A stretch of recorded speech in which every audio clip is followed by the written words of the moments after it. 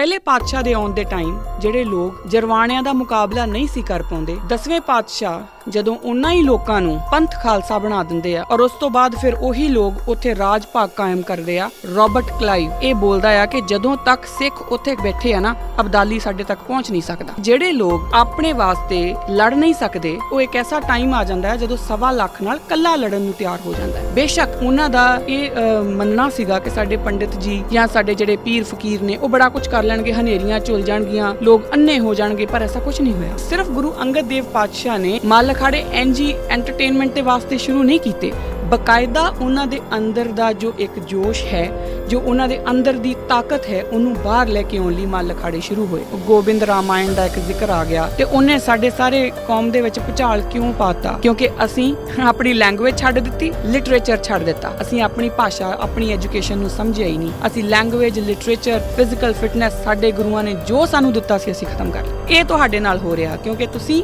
ਆਪਣਾ ਵਿਰਸਾ ਨਹੀਂ ਸਾਂਭਿਆ। ਤੁਸੀਂ ਗੁਰੂ ਦੀਆਂ ਜਿਹੜੀਆਂ ਦਿੱਤੀਆਂ ਬਖਸ਼ਿਸ਼ਾਂ ਸੀ ਉਹਨਾਂ ਨੂੰ ਹੌਲੀ ਕਰਕੇ ਵਿਸਾਰਦੇ ਗਏ। ਜਿਹੜੀ ਇੰਨੀ ਸੁਹਿਰਦ ਕੌਮ ਕਦੀ ਗੁਰੂ ਮੇਰੇ ਨੇ ਸਾਜੀ ਸੀ, ਉਹ ਅੱਜ ਇਸ ਲੈਵਲ ਦੇ ਉੱਤੇ ਆ ਗਈ ਹੈ ਕਿ ਅਸੀਂ ਆਪੇ ਹੀ ਚੁੱਕਦੇ ਹਾਂ ਇੱਕ ਫੋਨ ਔਰ ਉਹਦੇ ਵਿੱਚ ਇੱਕ ਵੀਡੀਓ ਬਣਾਉਣੀ ਸ਼ੁਰੂ ਕਰਦੇ ਹਾਂ ਔਰ ਕਹਿੰਦੇ ਹਾਂ ਜੀ ਆਹ ਦੇਖੋ ਜੀ ਇੱਥੇ ਆਹ ਲਿਖਿਆ ਹੈ ਜੀ, ਆਹ ਲਿਖਿਆ ਹੈ ਜੀ। ਬਕਾਇਦਾ ਅਸੀਂ ਇਹ ਦੱਸਦੇ ਹਾਂ ਕਿ ਸਾਡੀ ਕੌਮ ਦੋ ਫਾੜ ਹੈ। ਇਹਦਾ ਫਾਇਦਾ ਅਸੀਂ ਜਿਹੜਾ ਕੋਈ ਹੋਰ ਹੈ ਉਹਨੂੰ ਦਿੰਦੇ ਹਾਂ ਜੋ ਸਾਡੇ ਦੁਸ਼ਮਣ ਹੈ। ਦੁਸ਼ਮਣ ਸਾਡਾ ਕੋਈ ਨਹੀਂ, ਅਸੀਂ ਆਪਣੀ ਦੁਸ਼ਮਣ ਆਪ ਆ। ਇੱਕ ਹੁੰਦੀ ਹੈ ਆਰਟ ਆਫ ਲਿਵਿੰਗ। ਮੈਂ ਅਕਸਰ ਕਹਿੰਦੀ ਹੁੰਦੀ ਹਾਂ ਕਿ ਸਾਡੇ ਗੁਰੂਆਂ ਨੇ ਸਾਨੂੰ ਆਰਟ ਆਫ ਡਾਈਂਗ ਸਿਖਾਈ ਹੈ ਔਰ ਆਰਟ ਆਫ ਡਾਈਂਗ ਜਿਸ ਬੰਦੇ ਨੂੰ ਆ ਗਈ ਨਾ, ਉਹਦਾ ਜੀਵਨ ਬਹੁਤ ਉੱਚਾ ਸੁੱਚਾ ਹੋਊਗਾ। ਵਾਹਿਗੁਰੂ ਜੀ ਕਾ ਖਾਲਸਾ, ਵਾਹਿਗੁਰੂ ਜੀ ਕੀ ਫਤਿਹ। ਕਿਰਦਾਰੇ ਖਾਲਸਾ ਦੇ ਅੱਜ ਦੇ ਇਸ ਐਪੀਸੋਡ ਦੇ ਵਿੱਚ ਤੁਹਾਡਾ ਸਭ ਦਾ ਬਹੁਤ ਸਵਾਗਤ ਹੈ। ਆਪਾਂ ਜੋ ਪਿਛਲੇ ਐਪੀਸੋਡ ਤੱਕ ਗੱਲ ਕਰ ਚੁੱਕੇ ਉਹ ਇਹ ਸੀ ਕਿ ਅਸੀਂ ਇਹ ਮੰਨਦੇ ਕਿਉਂ ਨਹੀਂ ਕਿ ਸਾਡੇ 'ਚ ਕੋਈ ਕਮੀ ਹੈ। ਮੈਂ ਤੁਹਾਡੇ ਨਾਲ ਇਹ ਬੜੇ ਵਿਸਤਾਰ 'ਚ ਗੱਲ ਕੀਤੀ ਸੀਗੀ ਕਿ ਕਿਵੇਂ ਕੁਝ ਜਿਹੜੇ ਸਾਡੇ ਐਕਸਕਿਊਜ਼ਸ ਨੇ ਉਹ ਅਨਕੌਂਸ਼ੀਅਸ ਐਕਸਕਿਊਜ਼ਸ ਹੁੰਦੇ ਆ। ਪਹਿਲਾਂ ਅਸੀਂ ਕੌਂਸ਼ੀਅਸਲੀ ਉਹ ਐਕਸਕਿਊਜ਼ ਕੱਢਣੇ ਸ਼ੁਰੂ ਕਰਦੇ ਹਾਂ ਔਰ ਉਸ ਤੋਂ ਬਾਅਦ ਉਹ ਫਿਰ ਇੱਕ ਐਸੇ ਲੈਵਲ ਦੇ ਉੱਤੇ ਚਲੇ ਜਾਂਦੇ ਆ ਜਿੱਥੇ ਉਹ ਅਨਕੌਂਸ਼ੀਅਸ ਲੈਵਲ ਦੇ ਉੱਤੇ ਜਾ ਕੇ ਪੈ ਜਾਂਦੇ ਆ। ਇਸੇ ਵਿੱਚ ਮੈਂ ਪਿਛਲੀ ਵਾਰ ਵੀ ਇਹ ਕੋਟ ਕੀਤਾ ਸੀ, ਮੈਂ ਐਰਕੀ ਵੀ ਇਹ ਕੋਟ ਕਰਨਾ ਚਾਹੂੰਗੀ। ਮਾਈਕਲ ਹਾਲ ਦੀ ਇੱਕ ਐਸੇ ਹੈ ਦ ਸਟਰਕਚਰ ਆਫ ਅਨਕੌਂਸ਼ੀਅਸ ਐਕਸਕਿਊਜ਼ਸ। ਉਹਦੇ ਵਿੱਚੋਂ ਪਹਿਲੀਆਂ 4 ਲਾਈਨਾਂ ਵਿੱਚ ਇਹ ਗੱਲ ਖਤਮ ਕਰ ਦਿੰਦਾ, when excuses go so far into the ozone of our meta levels that we lose consciousness that we are making excuses. ਉਹ ਕਹਿੰਦਾ ਕਿ ਜਿਹੜੇ ਬਹਾਨੇ ਹੈ ਨਾ, ਐਕਸਕਿਊਜ਼ਸ ਹੈ ਜੋ ਅਸੀਂ ਕੌਂਸ਼ੀਅਸਲੀ ਕੱਢਦੇ ਹਾਂ, ਉਹ ਇੱਕ ਐਸੇ ਮੈਟਾ ਲੈਵਲ ਦੇ ਉੱਤੇ ਬਾਰ-ਬਾਰ ਦੁਹਰਾਉਣ ਤੋਂ ਬਾਅਦ ਇੱਕ ਐਸੇ ਲੈਵਲ ਦੇ ਉੱਤੇ ਜਾ ਕੇ ਪਹੁੰਚ ਜਾਂਦੇ ਆ ਜਿੱਥੇ ਸਾਨੂੰ ਲੱਗਣ ਲੱਗ ਜਾਂਦਾ ਕਿ ਉਹ ਜਿਹੜੇ ਐਕਸਕਿਊਜ਼ਸ ਆ ਉਹ ਸੱਚ ਆ, ਉਹ ਸਾਡਾ ਹਿੱਸਾ ਬਣ ਜਾਂਦੇ ਆ। ਅਤੇ ਹੁਣ ਜਦੋਂ ਉਹ ਸਾਡਾ ਹਿੱਸਾ ਬਣ ਗਏ, ਜਦੋਂ ਉਹ ਸਾਡੀ ਹੀ ਪਰਸਨੈਲਿਟੀ ਦਾ ਹਿੱਸਾ ਬਣ ਗਏ, ਫਿਰ ਉਹ ਜੋ ਮੇਰੇ ਝੂਠੇ ਸੱਚ ਨੇ, ਜੋ ਮੇਰੇ ਲਈ ਸੱਚ ਹੈ ਪਰ ਹੈ ਉਹ ਝੂਠ, ਉਹ ਮੈਂ ਲੋਕਾਂ ਦੇ ਵਿੱਚ ਪ੍ਰਚਾਰਨਾ ਸ਼ੁਰੂ ਕਰ ਦਿੰਦੀ ਹਾਂ। ਉਹ ਮੈਂ ਲੋਕਾਂ ਨੂੰ ਦੱਸਣਾ ਸ਼ੁਰੂ ਕਰ ਦਿੰਦੀ ਹਾਂ ਕਿ ਦੇਖੋ ਜੀ ਮੈਂ ਇਹ ਕੰਮ ਕਿਉਂ ਨਹੀਂ ਕਰਦਾ, ਮੈਂ ਇਹ ਕੰਮ ਇਸ ਲਈ ਨਹੀਂ ਕਰਦਾ, ਜਾਂ ਆਹ ਮੇਰੇ ਰੀਜ਼ਨਸ ਆ। ਉਹ ਜਿਹੜੇ ਰੀਜ਼ਨਸ ਹੁੰਦੇ ਆ ਉਹ ਬੇਸਿਕਲੀ ਮੇਰੇ ਆਪਣੇ ਐਕਸਕਿਊਜ਼ਸ ਹੁੰਦੇ ਆ। ਪਿਛਲੀ ਵਾਰ ਮੈਂ ਐਗਜ਼ਾਮਪਲ ਦਿੱਤੀ ਸੀਗੀ ਅੰਮ੍ਰਿਤ ਵੇਲੇ ਉੱਠਣ ਦੀ, ਕਿ ਉਹਦੇ ਵਾਸਤੇ ਅਸੀਂ ਕੀ ਐਕਸਕਿਊਜ਼ਸ ਬਣਾਉਂਦੇ ਆ। ਔਰ ਮੈਂ ਤੁਹਾਨੂੰ ਸਭ ਨੂੰ ਬੇਨਤੀ ਕੀਤੀ ਸੀ ਕਿ ਕੁਝ ਸਾਈਨ ਪੋਸਟਿੰਗ ਕਰਕੇ ਗਈ ਸੀ ਮੈਂ ਪਿਛਲੀ ਵਾਰ ਕਿ ਆਹ ਤੁਹਾਡੀਆਂ ਗਾਈਡਿੰਗ ਲਾਈਨਸ ਨੇ ਅਤੇ ਇਹਨਾਂ ਉੱਤੇ ਜ਼ਰਾ ਸੋਚ ਕੇ ਦੇਖਿਓ ਕਿ ਅਸੀਂ ਆਪਣੇ ਆਪ ਦੇ ਵਿੱਚ ਕਿਹੜੇ ਬਹਾਨੇ ਕੱਢਦੇ ਰਹਿੰਦੇ ਹਾਂ।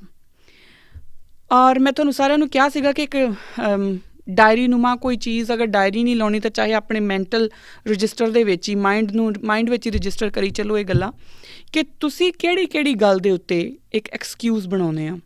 ਕਿਉਂਕਿ ਇਹ ਕਿਉਂ ਜ਼ਰੂਰੀ ਸੀ? ਕਿਉਂਕਿ ਜਦ ਤੱਕ ਤੁਸੀਂ ਮੰਨੋਗੇ ਨਹੀਂ ਨਾ ਕਿ ਸਾਡੇ 'ਚ ਕੋਈ ਕਮੀ ਹੈ, ਤਦ ਤੱਕ ਆਪਾਂ ਸੁਧਾਰ ਵੱਲ ਨਹੀਂ ਜਾ ਸਕਦੇ। ਕਿਉਂਕਿ ਜਦ ਤੱਕ ਸਾਨੂੰ ਇਹ ਲੱਗਦਾ ਰਹੂਗਾ ਕਿ ਮੇਰੇ 'ਚ ਤਾਂ ਕਮੀ ਨਹੀਂ, ਮੈਂ ਪਰਫੈਕਟ ਆ, ਮੇਰੀ ਨੌਲੇਜ ਪਰਫੈਕਟ ਆ, ਮੇਰਾ ਵਜੂਦ ਪਰਫੈਕਟ ਆ, ਮੇਰੀ ਸਿੱਖੀ ਪਰਫੈਕਟ ਆ, ਤਦ ਤੱਕ ਅਸੀਂ ਸੁਧਾਰ ਵੱਲ ਜਾ ਹੀ ਨਹੀਂ ਸਕਦੇ, ਅਸੀਂ ਪ੍ਰੋਬਲਮ ਵੇਖਾਂਗੇ ਹੀ ਨਹੀਂ। ਹੁਣ ਇਹ ਹੁੰਦਾ ਕੀ ਆ, ਔਰ ਇਹ ਇਸ ਲਈ ਵੀ ਜ਼ਰੂਰੀ ਹੈ ਕਿਉਂਕਿ ਇੱਕ ਕਲਾ ਹੈ ਆਪਣੇ ਆਪ ਨੂੰ ਵੇਖਣ ਦੀ। ਸਾਡੇ 'ਚੋਂ ਬਹੁਤੇ ਲੋਕ ਜਿਹੜੇ ਆ ਨਾ ਉਹ ਅਕਸਰ ਲੋਕਾਂ ਨੂੰ ਹੀ ਦੇਖਦੇ ਰਹਿੰਦੇ ਆ। ਬੜਾ ਕਾਮਨ ਹੈਗਾ ਕਿ ਜਦੋਂ ਮੈਂ ਕਿਸੇ ਨੂੰ ਦੇਖੂੰਗੀ ਜਾਂ ਮੈਂ ਤੁਹਾਨੂੰ ਦੇਖੂੰਗੀ, ਤੁਸੀਂ ਮੈਨੂੰ ਦੇਖੋਗੇ ਔਰ ਇੱਕ ਦੂਸਰੇ ਨੂੰ ਦੇਖ ਕੇ ਸਾਨੂੰ ਪਤਾ ਲੱਗੂਗਾ ਕਿ ਇਹਦੇ 'ਚ ਇਹ ਕਮੀ ਆ, ਤੁਸੀਂ ਮੇਰੇ 'ਚ ਕਮੀਆਂ ਕੱਢ ਦਿੰਦੇ ਆ, ਮੈਂ ਤੁਹਾਡੇ 'ਚ ਕਮੀਆਂ ਕੱਢ ਸਕਦੀ ਹਾਂ। ਤਾਂ ਉਹ ਜਿਹੜੀਆਂ ਕਮੀਆਂ ਹੈ ਉਹ ਬੇਸਿਕਲੀ ਕਿਉਂ ਆਉਂਦੀਆਂ, ਕਿਉਂ ਪਤਾ ਲੱਗਦੀਆਂ, ਕਿਉਂਕਿ ਅਸੀਂ ਦੇਖਦੇ ਹਾਂ। ਮੈਂ ਤੁਹਾਨੂੰ ਦੇਖ ਪਾਉਂਦੀ ਹਾਂ, ਤੁਸੀਂ ਮੈਨੂੰ ਦੇਖ ਪਾਉਂਦੇ ਹੋ। ਇਸੇ ਤਰੀਕੇ ਨਾਲ ਜਦੋਂ ਆਪਾਂ ਅੱਗੇ ਚੱਲਦੇ ਹਾਂ, ਜਦੋਂ ਅਸੀਂ ਆਪਣੇ ਆਪ ਨੂੰ ਦੇਖਾਂਗੇ, ਜੇ ਇਹ ਹੁਨਰ ਅਸੀਂ ਸਿੱਖ ਲਈਏ ਕਿ ਆਪਣੇ ਆਪ ਨੂੰ ਵੀ ਦੇਖਿਆ ਜਾ ਸਕਦਾ, ਆਪਣੇ ਆਪ ਦੇ ਵਿੱਚ ਵੀ ਜੋ ਕਮੀਆਂ ਉਹਨਾਂ ਦਾ ਮੁਲਾਂਕਣ, ਉਹਨਾਂ ਦਾ ਜਿਹੜੀ ਹੈਗੀ ਆ ਇਵੈਲੂਏਟ ਕੀਤਾ ਜਾ ਸਕਦਾ ਆ, ਤਾਂ ਫਿਰ ਸ਼ਾਇਦ ਚੀਜ਼ਾਂ ਬੜੀਆਂ ਸੌਖੀਆਂ ਹੋ ਜਾਣਗੀਆਂ। ਮੈਂ ਤੁਹਾਨੂੰ ਪਿਛਲੀ ਵਾਰੀ ਇੱਥੇ ਹੀ ਛੱਡ ਕੇ ਗਈ ਸੀਗੀ ਕਿ ਉਹ ਮੁਲਾਂਕਣ ਜਿਹੜਾ ਉਹ ਆਪਣੇ ਆਪ ਕਰਿਓ, ਇਵੈਲੂਏਸ਼ਨ ਆਪਣੀ ਕਰਿਓ ਕਿ ਤੁਸੀਂ ਕਿਹੜੇ ਝੂਠ ਆਪਣੇ ਆਪ ਨਾਲ ਬੋਲੇ ਆ। ਫਿਰ ਗੌਰ ਨਾਲ 5-10 ਮਿੰਟ ਦਾ ਟਾਈਮ ਲਗਾ ਕੇ ਦੇਖਿਓ ਕਿ ਉਹ ਝੂਠ ਜਿਹੜੇ ਆ ਤੁਹਾਡਾ ਸੱਚ ਦਾ ਵਜੂਦ ਕਿੰਨਾ ਕੁ ਬਣ ਚੁੱਕੇ ਆ, ਤੁਹਾਡਾ ਆਪਣਾ ਅਸਲੀ ਵਜੂਦ ਕਿੰਨਾ ਕੁ ਬਣ ਚੁੱਕੇ ਆ। ਕਿੰਨੀ ਵਾਰ ਤੁਸੀਂ ਲੋਕਾਂ ਨੂੰ ਉਹੀ ਝੂਠ ਕਨਵਿੰਸ ਕਰਨ ਦੀ ਕੋਸ਼ਿਸ਼ ਕੀਤੀ ਹੈ। ਖੈਰ, ਜਿਨ੍ਹਾਂ ਨੇ ਇਹ ਕੀਤਾ ਆ ਵਧੀਆ ਗੱਲ ਹੈ, ਜਿਨ੍ਹਾਂ ਨੇ ਨਹੀਂ ਕੀਤਾ ਉਹਨਾਂ ਦਾ ਵੀ ਰੱਬ ਰਾਖਾ, ਕੋਈ ਗੱਲ ਨਹੀਂ, ਆਪਾਂ ਅੱਗੇ ਚੱਲਦੇ ਹਾਂ ਕਿ ਇਹ ਸਾਰਾ ਕੁਝ ਹੈ ਕੀ, ਹੈ ਨਾ। ਹੁਣ ਜੇ ਤਾਂ ਤੁਸੀਂ ਕਰ ਲਿਆ ਜਾਂ ਤੁਸੀਂ ਕੋਸ਼ਿਸ਼ ਕੀਤੀ ਸਮਝਣ ਦੀ, ਜੋ ਮੈਂ ਬੋਲ ਰਹੀ ਸੀ, ਜਾਂ ਮੈਂ ਤੁਹਾਡੇ ਤੱਕ ਪਹੁੰਚ ਪਾਈ, ਜੇ ਮੈਂ ਉਹਦੇ ਵਿੱਚ ਕਾਮਯਾਬ ਹੋਈ ਹਾਂ, ਤਾਂ ਫਿਰ ਆਪਾਂ ਇੱਥੋਂ ਅੱਗੇ ਚੱਲ ਸਕਦੇ ਹਾਂ, ਕਿਉਂਕਿ ਫਿਰ ਆਪਾਂ ਨੂੰ ਪਤਾ ਲੱਗ ਗਿਆ ਕਿ ਪ੍ਰੋਬਲਮ ਤਾਂ ਹੈਗੀ ਆ, ਮੁਸ਼ਕਿਲ ਤਾਂ ਹੈਗੀ ਆ। ਹੁਣ ਇੱਕ ਵਾਰੀ ਇਹ ਪਤਾ ਲੱਗ ਗਿਆ ਕਿ ਮੁਸ਼ਕਿਲ ਹੈਗੀ ਆ, ਅਤੇ ਹੁਣ ਅੱਗੇ ਮੁਸ਼ਕਿਲ ਦਾ ਹੱਲ ਵੀ ਲੱਭ ਜਾਊਗਾ। ਪਰ ਹੱਲ ਲੱਭਣ ਤੋਂ ਪਹਿਲਾਂ ਆਪਾਂ ਇਹ ਦੇਖੀਏ ਕਿ ਮੁਸ਼ਕਿਲ ਹੈ ਕਿਉਂ। ਇਹ ਕਿਉਂ ਹੈ ਕਿ ਮੈਂ ਕਦੋਂ ਬਹਾਨੇ ਘੜਨੀ ਸ਼ੁਰੂ ਹੋ ਗਈ। ਸਾਨੂੰ ਇਹ ਦੇਖਣਾ ਪਊਗਾ ਕਿ ਇੱਕ ਵਿਲੱਖਣ ਵਿਚਾਰਧਾਰਾ ਵਾਲੀ, ਇੱਕ ਬਿਲਕੁਲ ਨਿਵੇਕਲੀ ਹੋਂਦ ਵਾਲੀ ਜਿਹੜੀ ਕੌਮ ਆ, ਉਹ ਕਿੱਦਾਂ ਫਿਰ ਉਸੇ ਗਦੀ ਗੇੜ 'ਚ ਫਸਣੀ ਸ਼ੁਰੂ ਹੋ ਗਈ। ਪ੍ਰੋਬਲਮ ਤਾਂ ਇਹੀ ਹੈ ਨਾ ਕਿ ਅਸੀਂ ਦੁਬਾਰਾ ਉਸੇ ਗਦੀ ਗੇੜ 'ਚ ਫਸ ਗਏ ਹਾਂ, ਅਸੀਂ ਦੁਬਾਰਾ ਉਹਨਾਂ ਹੀ ਕਰਮਕਾਂਡਾਂ ਵਿੱਚ ਫਸਦੇ ਜਾ ਰਹੇ ਹਾਂ। ਹੁਣ ਉਹ ਕਿਉਂ ਹੈ, ਉਹ ਸਮਝਣ ਲਈ ਇਹ ਸਮਝਣਾ ਪਹਿਲਾਂ ਇੱਕ, ਜਿਹਨੂੰ ਆਪਾਂ ਪੰਛੀ ਝਾਤ ਕਹਿੰਦੇ ਹਾਂ, ਉਹ ਮਾਰਨੀ ਸਾਡੇ ਇਤਿਹਾਸ ਦੇ ਉੱਤੇ ਬਹੁਤ ਜ਼ਰੂਰੀ ਆ। ਹੁਣ ਕਿਉਂਕਿ ਇਹ ਜਾਣਨਾ ਪਊਗਾ ਕਿ ਅਸੀਂ ਕਿੱਥੋਂ ਸ਼ੁਰੂ ਹੋਏ ਸੀ, ਕਿਉਂਕਿ ਸਾਨੂੰ ਆਪਣੀ ਪੋਜੀਸ਼ਨ ਦੀ ਇਵੈਲੂਏਸ਼ਨ ਵੀ ਤਾਂ ਕਰਨੀ ਪਊਗੀ ਨਾ। ਇਹ ਤਾਂ ਆਪਾਂ ਦੇਖ ਲਿਆ ਕਿ ਪ੍ਰੋਬਲਮ ਹੈਗੀ ਆ, ਹੁਣ ਇਹ ਵੀ ਜਰਾ ਮੁਲਾਂਕਣ ਕਰ ਲਈਏ ਕਿ ਅਸੀਂ ਉਸ ਪ੍ਰੋਬਲਮ ਦੇ ਵਿੱਚ ਚੱਲਦੇ ਹੋਏ ਕਿੱਥੋਂ ਤੱਕ ਪਹੁੰਚ ਗਏ ਹਾਂ, ਅਸੀਂ ਕਿੱਥੋਂ ਚੱਲੇ ਸੀ, ਅੱਜ ਅਸੀਂ ਕਿੱਥੇ ਹਾਂ। ਕਿਉਂਕਿ ਜੇ ਇਹ ਦੋਨਾਂ ਚੀਜ਼ਾਂ ਦਾ ਇਵੈਲੂਏਸ਼ਨ ਚੰਗੀ ਤਰ੍ਹਾਂ ਹੋ ਗਿਆ ਤਾਂ ਫਿਰ ਆਪਾਂ ਕੱਲ੍ਹ ਨੂੰ ਬਦਲ ਵੀ ਸਕਦੇ ਹਾਂ, ਸੁਧਾਰ ਵੀ ਸਕਦੇ ਹਾਂ। ਅਤੇ ਜੇ ਅੱਖਾਂ ਬੰਦ ਕਰਕੇ ਚੱਲੀ ਗਏ ਤਾਂ ਫਿਰ ਹੋਰ ਨਿਗਾਰ ਵੱਲ ਜਾਂਦੇ ਜਾਵਾਂਗੇ। ਮੈਂ ਪਹਿਲੇ 2 ਐਪੀਸੋਡਸ ਦੇ ਵਿੱਚ ਇਹ ਗੱਲ ਕਰ ਚੁੱਕੀ ਹਾਂ ਵੈਸੇ, ਕਿ ਅਸੀਂ ਕਿੱਥੋਂ ਚੱਲੇ ਸੀ, ਜਿਹੜਾ ਗੁਰੂ ਨਾਨਕ ਪਾਤਸ਼ਾਹ ਦੇ ਆਉਣ ਤੋਂ ਪਹਿਲਾਂ ਮਾਹੌਲ ਕਿੱਦਾਂ ਦਾ ਸੀਗਾ। ਪਰ ਸਿਰਫ ਇੱਕ ਲਾਈਨ ਦੇ ਵਿੱਚ ਮੈਂ ਇਹ ਗੱਲ ਕਹੂੰਗੀ ਕਿ ਉਸ ਵੇਲੇ ਧਾੜਵੀ ਆਉਂਦੇ ਸੀ, ਜਰਵਾਣੇ ਆਉਂਦੇ ਸੀ, ਆ ਕੇ ਲੁੱਟ ਪੁੱਟ ਕੇ ਲੈ ਜਾਂਦੇ ਸੀ। ਔਰ ਇੱਥੋਂ ਦੇ ਲੋਕ, ਉਸ ਖਿੱਤੇ ਦੇ, ਪੰਜਾਬ ਦਾ ਜਿਹੜਾ ਉਹ ਸਿੰਧ ਦਾ ਖਿੱਤਾ ਸੀਗਾ ਸਾਰਾ, ਉੱਥੋਂ ਦੇ ਲੋਕ ਆਪਣੇ ਆਪ ਨੂੰ ਦੱਬਿਆ ਕੁਚਲਿਆ ਮਹਿਸੂਸ ਕਰਦੇ ਸੀ, ਬਿਨਾਂ ਪਾਵਰਲੈਸ ਮਹਿਸੂਸ ਕਰਦੇ ਸੀ। ਉਹ ਉਹਨਾਂ ਦਾ ਮੁਕਾਬਲਾ ਨਹੀਂ ਸੀ ਕਰ ਪਾਉਂਦੇ।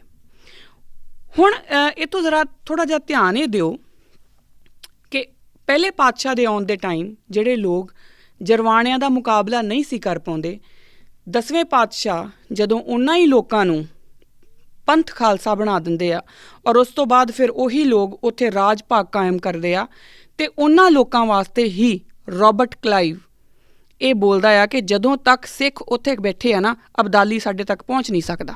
ਹੁਣ ਤੁਸੀਂ ਇਹ ਸੋਚੋ, ਇਹ ਕਿੱਡਾ ਵੱਡਾ ਟਰਾਂਸਫੋਰਮੇਸ਼ਨ ਆ। ਔਰ ਜਿਹੜੀ ਰੋਬਰਟ ਕਲਾਈਵ ਦੀ ਗੱਲ ਕੀਤੀ ਹੈ ਮੈਂ, ਉਹ ਬਾਕਾਇਦਾ ਅਕਾਲ ਚੈਨਲ ਦੇ ਉੱਤੇ ਹੀ ਡਾਕਟਰ ਗੁਰਿੰਦਰ ਸਿੰਘ ਹੁਣੀ ਆਏ ਸੀਗੇ, ਔਰ ਇੱਥੇ ਉਹਨਾਂ ਨੇ ਆਪਣੀ ਜਿਹੜੀ ਬੁੱਕ ਹੈ ਦ ਬ੍ਰਿਟਿਸ਼ ਐਂਡ ਦ ਸਿੱਖਸ, ਉਹਦੇ ਬਾਰੇ ਗੱਲ ਕਰਦੇ ਆ, ਉਹਨਾਂ ਨੇ ਪ੍ਰੋਪਰ ਇੱਕ ਕੋਟ ਦਿੱਤਾ ਆ। ਅਤੇ ਹੁਣ ਤੁਸੀਂ ਇਹ ਟਰਾਂਸਫੋਰਮੇਸ਼ਨ ਦਾ ਜ਼ਰਾ ਤੁਸੀਂ ਇਹਦੀ ਇੰਟੈਂਸਿਟੀ ਦੇਖੋ ਕਿ ਜਿਹੜੇ ਲੋਕ ਆਪਣੇ ਵਾਸਤੇ ਲੜ ਨਹੀਂ ਸਕਦੇ, ਉਹ ਇੱਕ ਐਸਾ ਟਾਈਮ ਆ ਜਾਂਦਾ ਹੈ ਜਦੋਂ 1.25 ਲੱਖ ਨਾਲ ਇਕੱਲਾ ਲੜਨ ਨੂੰ ਤਿਆਰ ਹੋ ਜਾਂਦਾ ਹੈ। ਇਹ ਟਰਾਂਸਫੋਰਮੇਸ਼ਨ ਹੈ। ਹੁਣ ਇਹਨੂੰ ਜ਼ਰਾ ਸਮਝੀਏ ਕਿ ਟਰਾਂਸਫੋਰਮੇਸ਼ਨ ਹੋਈ ਕਿੱਦਾਂ।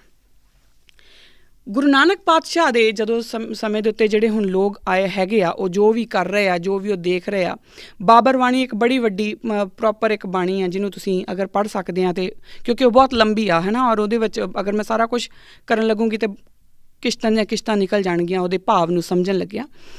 ਪਰ ਉਹ ਤੁਸੀਂ ਖੁਦ ਦੇਖ ਸਕਦੇ ਕਿ ਉਸ ਟਾਈਮ 'ਤੇ ਗੁਰੂ ਨਾਨਕ ਪਾਤਸ਼ਾਹ ਕਿੱਦਾਂ ਦੱਸਦੇ ਆ ਕਿ ਬਾਬਰ ਬਾਣੀ ਦੇ ਵਿੱਚ ਬਾਬਰ ਜਦੋਂ ਆਉਂਦਾ ਆ, ਉਹ ਕੀ ਕਰਦਾ ਆ, ਇੱਥੋਂ ਦੇ ਲੋਕਾਂ ਨਾਲ ਕੀ ਹੁੰਦਾ ਆ, ਉਹ ਸਾਰਾ ਕੁਛ ਉਹਦੇ ਵਿੱਚ ਹੈ। ਪਰ ਉਹ ਜਿਹੜੇ ਲੋਕ ਹੈ ਉਹ ਆਪ ਨਹੀਂ ਲੜਦੇ। ਕਿਉਂ ਨਹੀਂ ਲੜਦੇ? ਕਿਉਂਕਿ ਉਹ ਇਹ ਸੋਚ ਕੇ ਬੈਠੇ ਆ ਕਿ ਸਾਡੇ ਕੋਲ ਕੁਛ ਪੀਰ ਫਕੀਰ ਨੇ, ਸਾਡੇ ਕੋਲ ਪੰਡੇ ਪੁਜਾਰੀ ਨੇ, ਜਿਹੜੇ ਆਪਣੀਆਂ ਸ਼ਕਤੀਆਂ ਨਾਲ ਬੜਾ ਕੁਛ ਕਰ ਲੈਣਗੇ। ਔਰ ਗੁਰੂ ਸਾਹਿਬ ਬਕਾਇਦਾ ਡਾਕੂਮੈਂਟ ਕਰਦੇ ਆ, ਕੋਟੀ ਹੂ ਪੀਰ ਵਰਜ ਰਹਾਏ ਜਾਂ ਮੀਰ ਸੁਣਿਆ ਤਾਇਆ। ਥਾਨ ਮੁਕਾਮ ਜਲੇ ਬਿਜ ਮੰਦਰ ਮੱਚ ਮੱਚ ਕੋਇਰ ਰਲਾਇਆ। ਕੋਈ ਮੁਗਲ ਨਾ ਹੋਵਾ ਆਂਦਾ ਕਿੰਨੇ ਨਾ ਪਰਚਾ ਲਾਇਆ। ਹੁਣ ਇਹਦੇ ਵਿੱਚ ਉਹ ਬੜਾ ਕਲੀਅਰ ਕੱਟ ਦੱਸ ਦਿੰਦੇ ਆ ਕਿ ਬੇਸ਼ੱਕ ਉਹਨਾਂ ਦਾ ਇਹ ਮੰਨਣਾ ਸੀਗਾ ਕਿ ਸਾਡੇ ਪੰਡਿਤ ਜੀ ਜਾਂ ਸਾਡੇ ਜਿਹੜੇ ਪੀਰ ਫਕੀਰ ਨੇ ਉਹ ਬੜਾ ਕੁਝ ਕਰ ਲੈਣਗੇ, ਹਨੇਰੀਆਂ ਝੁੱਲ ਜਾਣਗੀਆਂ, ਲੋਕ ਅੰਨੇ ਹੋ ਜਾਣਗੇ, ਪਰ ਐਸਾ ਕੁਝ ਨਹੀਂ ਹੋਇਆ। ਉਹਨਾਂ ਨੇ ਪਹਿਲਾਂ ਇਹ ਦੱਸ ਦਿੱਤਾ ਕਿ ਜਿਨ੍ਹਾਂ ਲੋਕਾਂ ਦੀ ਤੁਸੀਂ ਉਮੀਦ ਰੱਖ ਕੇ ਬੈਠੇ ਹੋ ਕਿ ਕੋਈ ਗੈਬੀ ਸ਼ਕਤੀਆਂ ਦੇ ਨਾਲ ਕੁਝ ਕਰਨਗੇ, ਕਿਸੇ ਗੈਬੀ ਸ਼ਕਤੀ ਨਾਲ ਕੁਝ ਨਹੀਂ ਹੋਣਾ। ਫਿਰ ਉਹ ਤੁਹਾਨੂੰ ਵੰਗਾਰ ਦੇ ਦਿੰਦੇ ਆ ਔਰ ਉਸ ਤੋਂ ਬਾਅਦ ਉਹ ਇੱਕ ਵਿਕਲਪ ਵੀ ਦੇ ਦਿੰਦੇ ਆ, ਆਪਣ ਹੱਥੀਂ ਆਪਣਾ ਆਪੇ ਹੀ ਕਾਜ ਸਵਾਰੀਏ, ਕਿ ਤੁਹਾਨੂੰ ਆਪਣੇ ਹੱਥੀਂ ਆਪਣਾ ਕੰਮ ਆਪ ਕਰਨਾ ਪੈਣਾ ਆ। ਹੁਣ ਇਸ ਤੋਂ ਅੱਗੇ ਚੱਲ ਪਓ। ਇਹ ਤਾਂ ਹੋ ਗਿਆ ਗੁਰੂ ਪਾਤਸ਼ਾਹ ਨੇ, ਜਿਹੜਾ ਗੁਰੂ ਨਾਨਕ ਪਾਤਸ਼ਾਹ ਨੇ ਇੱਕ ਮੰਚ ਤਿਆਰ ਕਰ ਦਿੱਤਾ। ਔਰ ਜਦੋਂ ਆਪਾਂ ਗੁਰੂ ਅੰਗਦ ਦੇਵ ਪਾਤਸ਼ਾਹ ਤੱਕ ਆਉਂਦੇ ਹਾਂ ਤਾਂ ਉਹਨਾਂ ਨੇ 3 ਚੀਜ਼ਾਂ ਨਾਲ ਤੁਹਾਨੂੰ ਜੋੜਿਆ, ਲੈਂਗੁਏਜ, ਲਿਟਰੇਚਰ ਅਤੇ ਫਿਜ਼ੀਕਲ ਫਿਟਨੈਸ। ਹੁਣ ਇਹਦਾ ਜ਼ਰਾ ਇਹਨੂੰ ਸਮਝੋ। ਲੈਂਗੁਏਜ ਔਰ ਲਿਟਰੇਚਰ ਦੀ ਲੋੜ ਕੀ ਆ?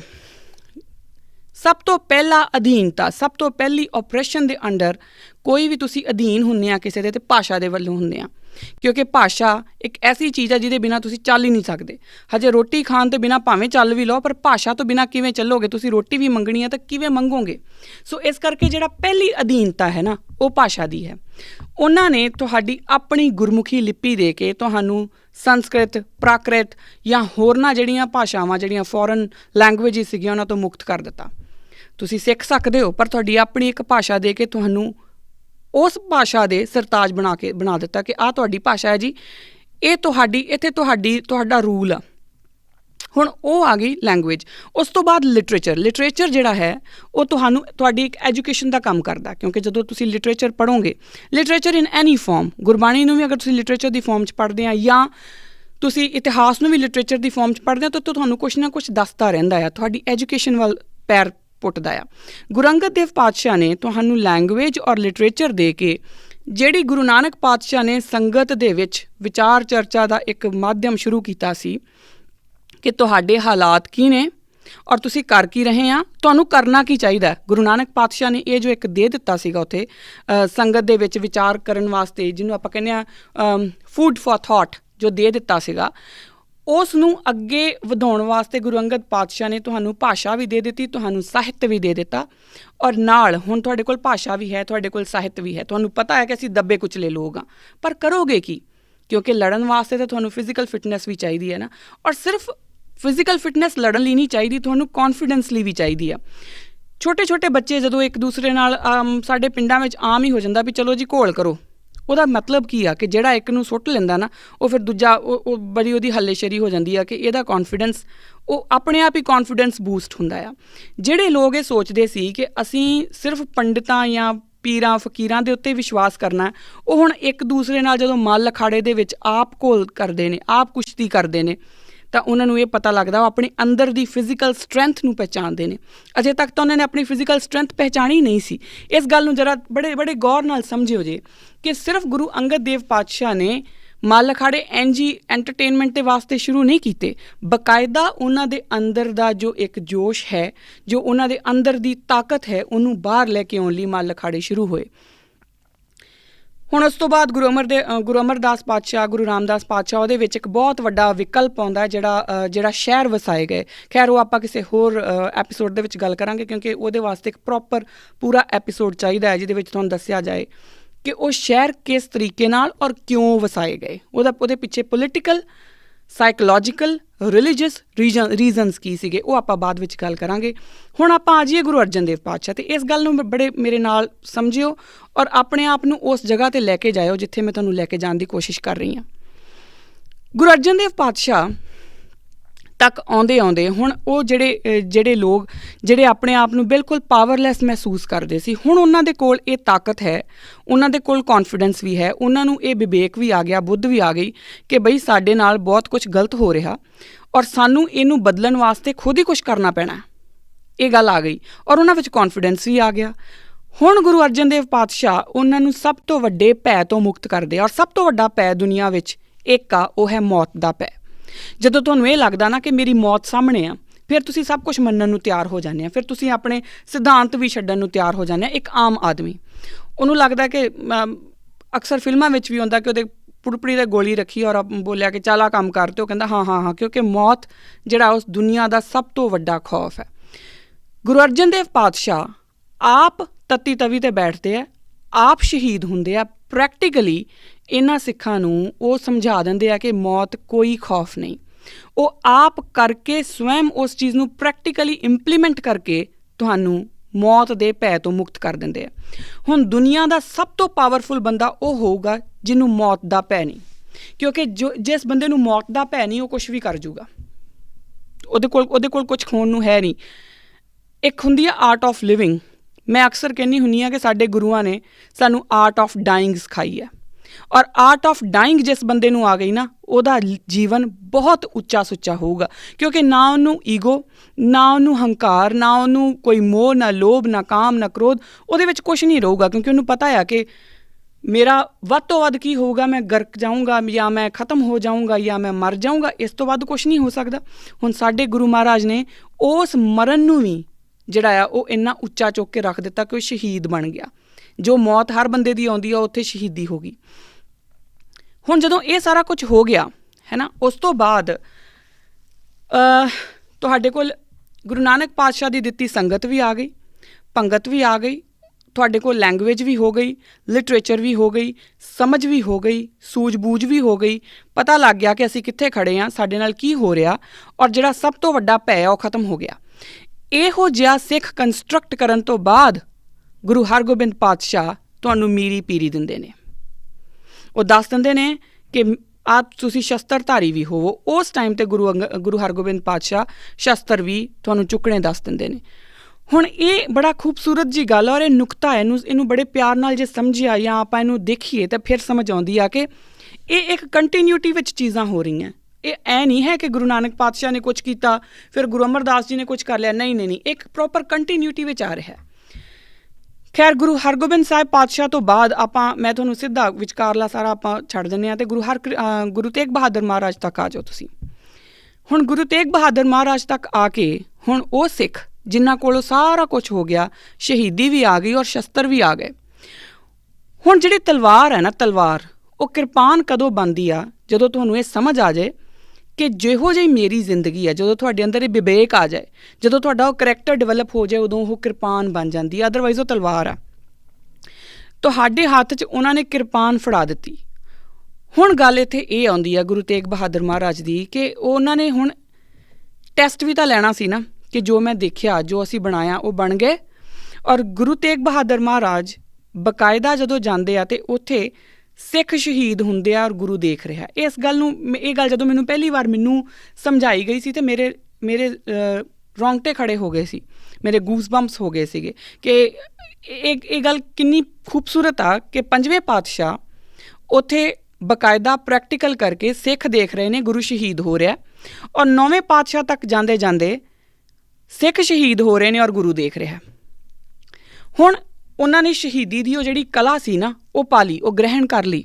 ਜੋ ਉਹਨਾਂ ਨੇ 5ਵੇਂ ਜਾਮੇ ਵਿੱਚ ਪ੍ਰੈਕਟੀਕਲ ਦੇਖਿਆ ਸੀ, 9ਵੇਂ ਜਾਮੇ ਵਿੱਚ ਉਹਨਾਂ ਨੇ ਉਹਦਾ ਅਭਿਆਸ ਕਰਕੇ ਉਹਨੂੰ ਬਾਹਰ ਉਹਨੂੰ ਪ੍ਰੈਕਟੀਕਲੀ ਦਿਖਾ ਦਿੱਤਾ, ਡੈਮੋਨਸਟ੍ਰੇਟ ਕਰ ਦਿੱਤਾ ਕਿ ਆਹ ਦੇਖੋ ਅਸੀਂ ਵੀ ਕਰ ਸਕਦੇ ਹਾਂ। ਜਦੋਂ ਇੰਨਾ ਕਿਰਦਾਰ ਡਿਵੈਲਪ ਹੋ ਗਿਆ ਕਿ ਉਹਨਾਂ ਕੋਲ ਹਰ ਇੱਕ ਕਲਾ ਆ ਗਈ, ਅਤੇ ਫਿਰ ਜਦੋਂ ਗੁਰੂ ਗੋਬਿੰਦ ਸਿੰਘ ਮਹਾਰਾਜ ਆਉਂਦੇ ਨੇ, ਇਹ ਮੈਂ ਤੁਹਾਡੇ ਨਾਲ ਕਿਰਦਾਰ ਕਿਵੇਂ ਡਿਵੈਲਪ ਹੋਇਆ ਉਹਦੀ ਗੱਲ ਕਰ ਰਹੀ ਹਾਂ। ਜਦੋਂ ਗੁਰੂ ਗੋਬਿੰਦ ਸਿੰਘ ਮਹਾਰਾਜ ਆਉਂਦੇ ਆ, ਹੁਣ ਤੁਸੀਂ ਇਹ ਸੋਚੋ ਕਿ ਇੱਕ ਇਨਸਾਨ, ਉਹਦੇ ਕੋਲ ਲੈਂਗੁਏਜ ਵੀ ਆਪਣੀ ਹੈ, ਉਹਦੇ ਕੋਲ ਲਿਟਰੇਚਰ ਵੀ ਹੈ, ਮਤਲਬ ਉਹਦੇ ਕੋਲ ਐਜੂਕੇਸ਼ਨ, ਪ੍ਰੋਪਰ ਐਜੂਕੇਸ਼ਨ ਹੈਗੀ ਆ, ਬੁੱਧ ਵੀ ਹੈ, ਵਿਵੇਕ ਵੀ ਹੈ, ਸਾਰਾ ਕੁਝ ਉਹਦੇ ਕੋਲ ਹੋਣ ਦੇ ਬਾਅਦ ਉਹਦੇ ਕੋਲ ਉਹਨੂੰ ਸ਼ਹੀਦੀ ਦੀ ਪਰੰਪਰਾ ਵੀ ਸਮਝ ਆ ਗਈ। ਉਹਨੂੰ ਇਹ ਵੀ ਪਤਾ ਲੱਗ ਗਿਆ ਕਿ ਸ਼ਹੀਦ ਹੋਣਾ ਕੀ ਆ, ਹੈ ਨਾ।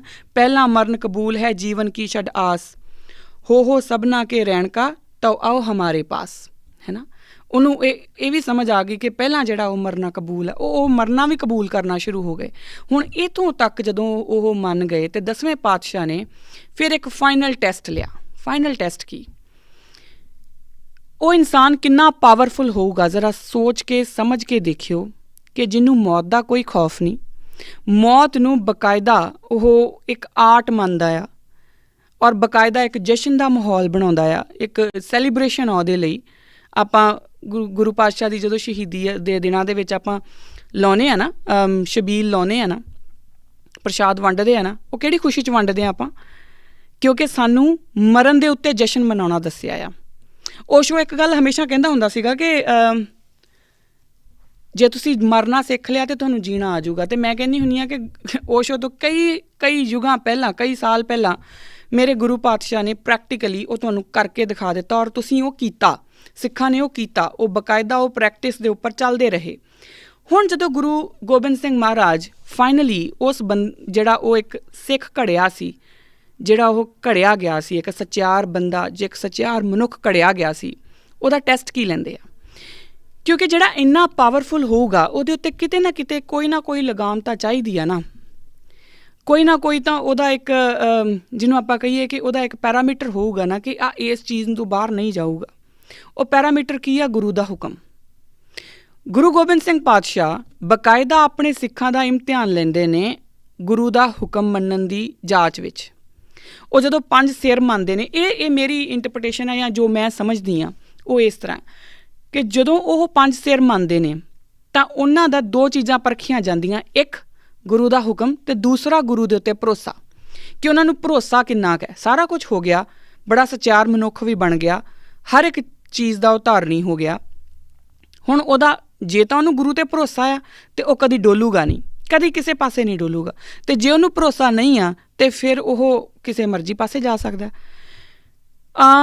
ਔਰ ਜਦੋਂ ਉਹ 5 ਪਿਆਰੇ ਸਜਾਉਂਦੇ ਆ, ਜਦੋਂ 5 ਪਿਆਰੇ ਸਾਹਮਣੇ ਆ ਜਾਂਦੇ ਆ ਸਿਰ ਦੇਣ ਨੂੰ, ਤੁਸੀਂ ਇਹ ਸੋਚ ਕੇ ਦੇਖੋ ਕਿ ਤੁਹਾਡੇ ਕੋਲੋਂ ਕੋਈ ਕਹੇ ਕਿ ਸਾਹਮਣੇ ਆਓ, ਤੁਹਾਡਾ ਸਿਰ ਕੱਟਣਾ ਆ, ਤੁਹਾਨੂੰ ਤਲਵਾਰ ਮੇਰੇ ਹੱਥ 'ਚ, ਤੁਸੀਂ ਸਾਹਮਣੇ ਆਓ, ਅਤੇ ਆਪਾਂ ਕੀ ਸੋਚਾਂਗੇ ਨਾ? ਅੱਜ ਦੇ ਜੋ ਆਪਾਂ ਅੱਜ ਕੱਲ੍ਹ ਦੇ ਜਿੱਥੇ ਕਿ ਜੇ ਆਪਾਂ ਖੜ੍ਹੇ ਹਾਂ, ਆਪਾਂ ਕੀ ਸੋਚਾਂਗੇ ਕਿ ਪਤਾ ਨਹੀਂ ਸਿਰ ਕੱਟਿਆ ਵੀ ਜਾ ਸਕਦਾ। ਪਰ ਉਹਨਾਂ ਦਾ ਜਿਹੜਾ ਸਿਦਕ ਹੈ ਉਹ ਵੇਖੋ, ਉਹਨਾਂ ਨੂੰ ਇਹ ਲੱਗਦਾ ਕਿ ਜੇ ਸਿਰ ਕੱਟਿਆ ਵੀ ਜਾਂਦਾ ਤਾਂ ਕੱਟਿਆ ਜਾਏ, ਮੇਰੇ ਗੁਰੂ ਦੇ ਬੋਲ ਆ ਅਤੇ ਮੈਂ ਬੋਲ ਪਗਾਉਣੇ ਆ। ਉਹਨਾਂ ਨੇ ਕਿਹਾ ਆ ਕਿ ਆਓ ਸਿਰ ਦਿਓ ਅਤੇ ਮੈਂ ਦੇਣਾ ਆ, ਗੱਲ ਖਤਮ। ਕਿਉਂਕਿ ਉਹਨਾਂ ਦੇ ਕੋਲ ਮੌਤ ਦਾ ਕੋਈ ਭੈ ਉਹਨਾਂ ਨੂੰ ਹੁਣ ਤੱਕ ਹੈ ਨਹੀਂ। ਔਰ ਉਹ ਇਹ 9ਵੇਂ ਜਾਮੇ ਦੇ ਵਿੱਚ ਇਹ ਬਾਕਾਇਦਾ ਆਪਣੇ ਗੁਰੂ ਨੂੰ ਉਹ ਡੈਮੋਨਸਟ੍ਰੇਟ ਕਰਕੇ ਦੱਸ ਚੁੱਕੇ ਆ ਕਿ ਸਾਨੂੰ ਕੋਈ ਮੌਤ ਦਾ ਹੁਣ ਭੈ ਰਿਹਾ ਨਹੀਂ, ਅਸੀਂ ਭੈ ਮੁਕਤ ਹੋ ਗਏ ਹਾਂ। ਅਤੇ ਹੁਣ ਉਹ ਗੁਰੂ ਦਾ ਹੁਕਮ ਜਿਹੜਾ ਆ ਉਹਨੂੰ ਪੁਜਾ ਰਹੇ ਆ। ਜਦੋਂ ਇਸ ਤਰ੍ਹਾਂ ਦਾ ਸਿੱਖ ਕਿਰਦਾਰ ਸਿਰਜਿਆ ਗਿਆ ਜਿਹੜਾ ਹਰ ਪਾਸਿਓਂ ਪਰਪੱਖ ਹੈ, ਪਰ ਬੱਝਾ ਗੁਰੂ ਦੇ ਹੁਕਮ ਦੇ ਨਾਲ ਹੈ ਔਰ ਗੁਰੂ ਦੇ ਉੱਤੇ ਭਰੋਸੇ ਦੇ ਨਾਲ ਹੈ, ਉਸ ਮਨੁੱਖ ਨੂੰ ਜਦੋਂ ਉਹ ਸਿੱਖ ਉਹ ਘੜਿਆ ਗਿਆ, ਉਸ ਤੋਂ ਬਾਅਦ ਗੁਰੂ ਪਾਤਸ਼ਾਹ ਉਹਨਾਂ ਨੂੰ ਜਿਹੜੀ ਗੁਰਿਆਈ ਹੈ ਉਹ ਗੁਰੂ ਗ੍ਰੰਥ ਅਤੇ ਗੁਰੂ ਪੰਥ ਨੂੰ ਦੇ ਜਾਂਦੇ ਆ। ਐਸੇ ਸਿੱਖ ਨੂੰ ਜਿਹੜਾ ਹੈ ਉਹ ਗੁਰਿਆਈ ਦਿੱਤੀ। ਔਰ ਉਸ ਤੋਂ ਬਾਅਦ ਇਤਿਹਾਸ ਗਵਾਹ ਆ ਕਿ ਸਾਡੇ ਰਾਜ ਪਾਠ ਵੀ ਕਾਇਮ ਹੋਏ। ਫਿਰ ਅਸੀਂ ਹੌਲੀ ਹੌਲੀ ਡੋਲੇ ਅਤੇ ਸਾਡੇ ਰਾਜ ਪਾਠ ਵੀ ਖ਼ਤਮ ਹੁੰਦੇ ਗਏ।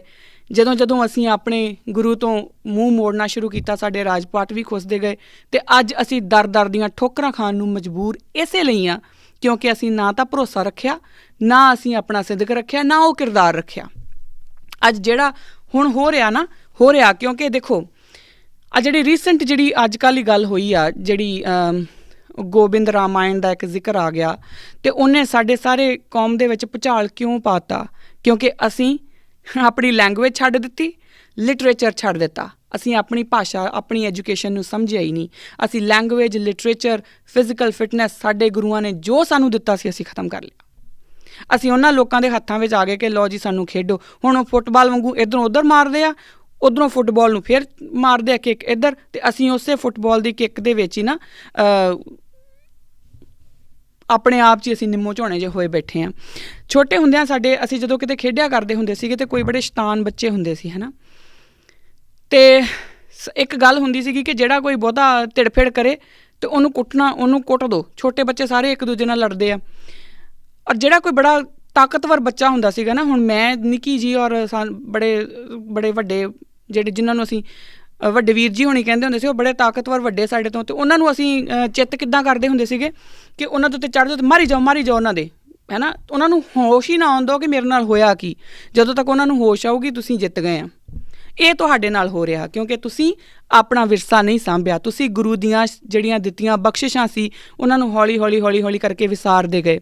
ਤੁਸੀਂ ਆਪਣੇ ਅੰਦਰ ਇਹ ਮੈਂ ਪੈਦਾ ਕਰ ਲਈ ਕਿ ਮੇਰੀ ਨੌਲੇਜ, ਮੇਰੀ ਇੰਟਰਪ੍ਰੀਟੇਸ਼ਨ, ਮੇਰੀ ਸਿੱਖੀ ਸਭ ਤੋਂ ਉੱਚੀ ਆ, ਮੇਰੇ ਤੋਂ ਵੱਧ ਇੰਟੈਲੀਜੈਂਟ ਤਾਂ ਕੋਈ ਹੈ ਹੀ ਨਹੀਂ।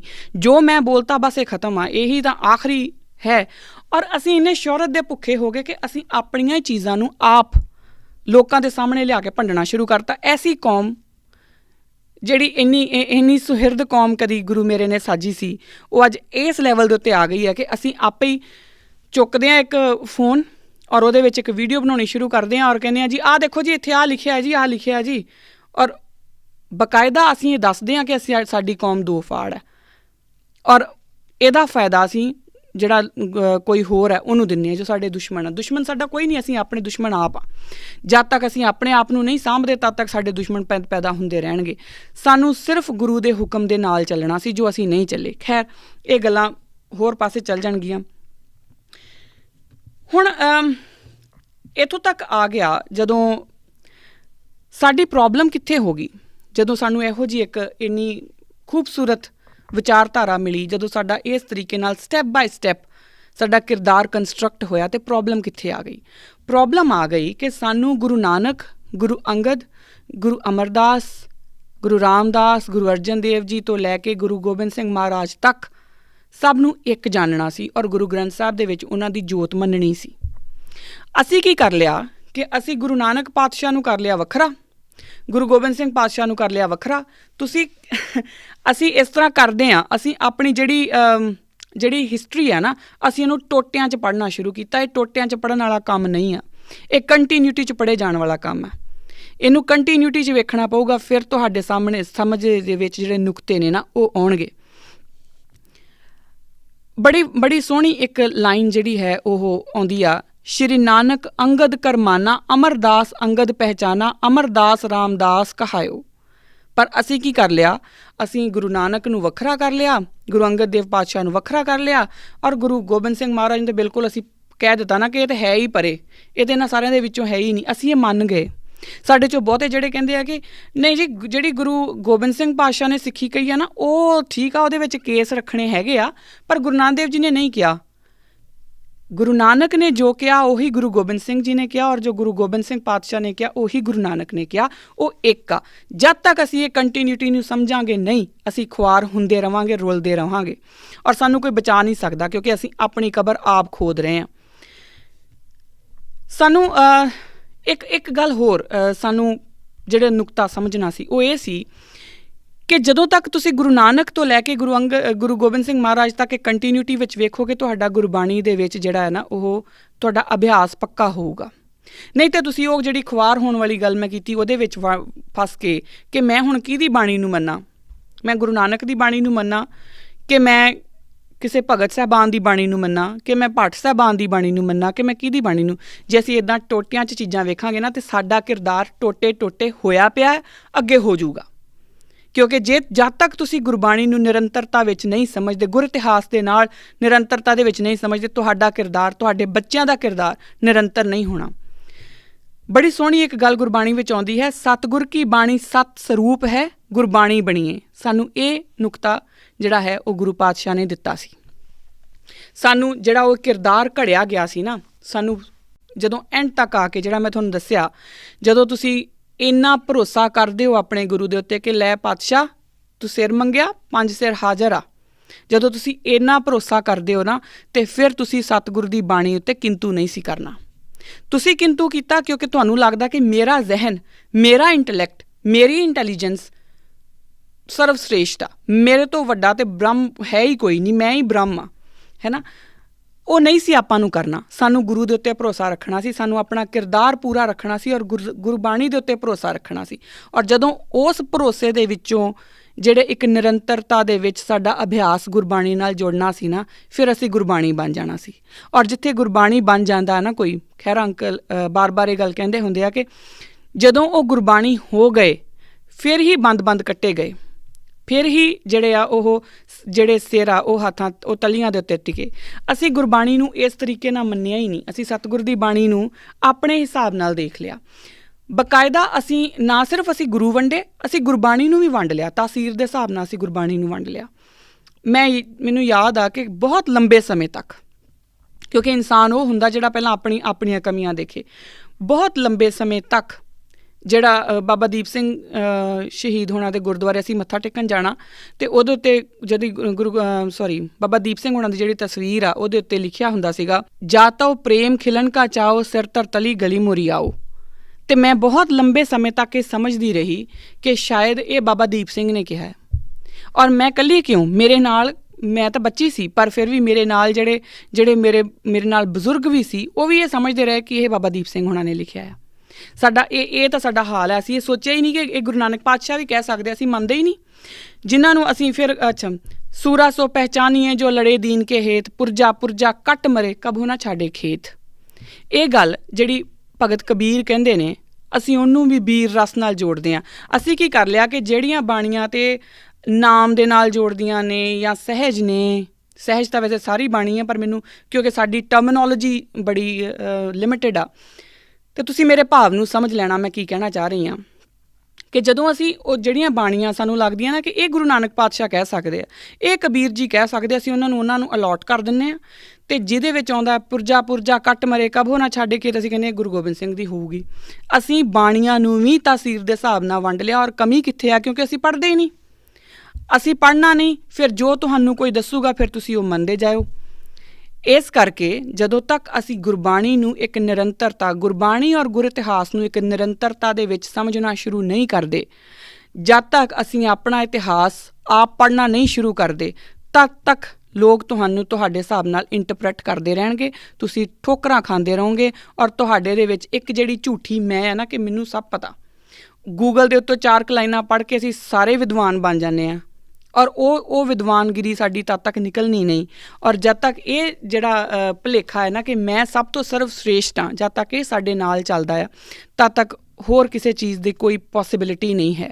ਸਿੱਖਾਂ ਨੂੰ ਬਾਰ-ਬਾਰ ਅਸੀਂ ਇਸ ਕੰਟੀਨਿਊਟੀ ਨੂੰ ਤੋੜਿਆ, ਬਾਣੀਆਂ ਵੰਡੀਆਂ, ਹਰ ਇੱਕ ਤਰੀਕੇ ਨਾਲ ਅਸੀਂ ਕਰਦੇ ਗਏ। ਹੁਣ ਇਹਦੇ ਵਿੱਚੋਂ ਇਹ ਨਿਕਲ ਕੇ ਆਉਂਦੀ ਹੈ ਸਾਡੀ ਪ੍ਰੋਬਲਮ, ਕਿ ਸਾਡੀ ਪ੍ਰੋਬਲਮ ਹੈ ਬੇਸਿਕਲੀ ਕੀ, ਅਸੀਂ ਅੱਖਰਾਂ ਨੂੰ ਸਿਰਫ ਅੱਖਰ ਰੱਖ ਲਿਆ, ਉਹਨਾਂ ਵਿੱਚੋਂ ਭਾਵ ਮਾਈਨਸ ਕਰ ਦਿੱਤੇ। ਹਰ ਇੱਕ ਸਿੱਖ ਅਰਦਾਸ ਦੇ ਵਿੱਚ ਹਰ ਵਾਰ ਇੱਕ ਗੱਲ ਦੁਹਰਾਉਂਦਾ ਆ, ਉਹ ਹੈ ਸਿੱਖਾਂ ਨੂੰ ਸਿੱਖੀ ਦਾਨ, ਕੇਸ ਦਾਨ, ਰਹਿਤ ਦਾਨ, ਵਿਵੇਕ ਦਾਨ, ਭਰੋਸਾ ਦਾਨ, ਦਾਨਾ ਸਿਰ ਦਾਨ, ਨਾਮ ਦਾਨ। ਜਦੋਂ ਇਹ ਸਾਰਾ ਕੁਛ ਲੈ ਕੇ ਉਸ ਤੋਂ ਬਾਅਦ ਅਸੀਂ ਕਹਿੰਦੇ ਹਾਂ ਚੌਂਕੀਆਂ, ਝੰਡੇ, ਬੁੰਗੇ, ਜੁਗੋ ਜੁਗ ਅਟਲ।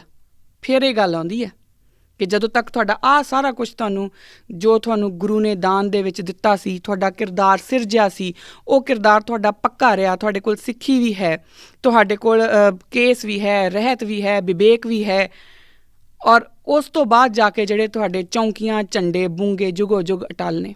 ਔਰ ਫਿਰ ਉਸ ਬੰਦੇ ਦੇ ਜਿਹੜਾ ਇਸ ਚੀਜ਼ਾਂ, ਇਹਨਾਂ ਨਿਯਮਾਂ ਦੇ ਉੱਤੇ ਖਰਾ ਉਤਰਦਾ ਆ, ਜਿਨ੍ਹਾਂ ਦੇ ਭਾਂਡੇ ਨੂੰ ਗੁਰੂ ਇਸ ਕਾਬਲ ਸਮਝਦਾ ਹੈ ਕਿ ਇਹਦੇ ਵਿੱਚ ਮੈਂ ਆਹ ਦਾਨ ਪਾ ਸਕਾਂ, ਉਹਨਾਂ ਦੇ ਧਰਮ ਦੀ ਫਿਰ ਜੈਕਾਰ ਹੈ।